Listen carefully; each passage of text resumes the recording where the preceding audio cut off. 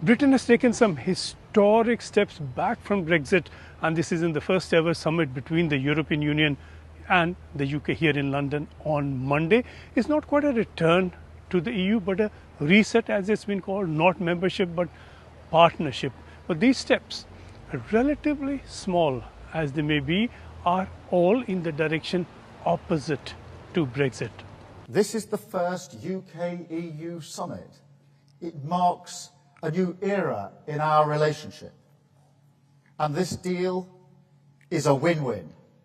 It delivers what the British public voted for last year.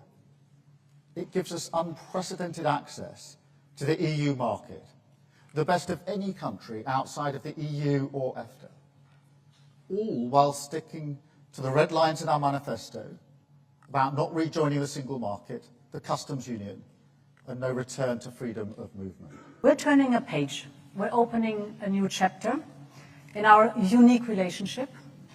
This is the story of historical and natural partners standing side by side on the global stage, facing most of the same challenges, pursuing the same objectives, like-minded, sharing the same values, and thus we are looking for solutions that are beneficial for both our people and standing shoulder by shoulder when it comes to really getting to the solutions.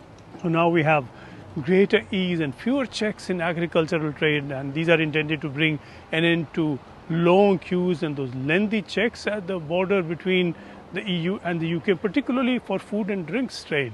We have more free movement now for a limited number of under-30s to live and work between the EU and the UK, with quicker transit through e-gates for travellers.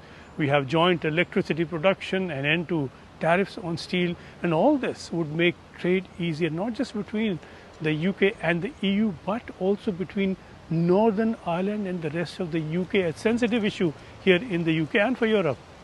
The agreement is underlined by a joint deal on defence and security. It's a kind of Europe-specific NATO Plus, with new opportunities also for British industry to sell to this common defence fund and to take advantage of a new £150 billion EU loan fund for defence.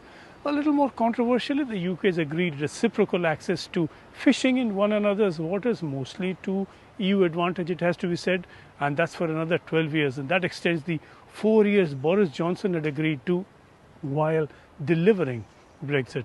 Fishing does generate a lot of territorial talk, but it's really just 0.03% of Britain's GDP. Starmer has been mindful of sensitivities around Brexit, and he made an emphatic point of reminding everyone that the agreement does not breach the three main red lines of Brexit: the single market, the customs union, and free movement of people. So only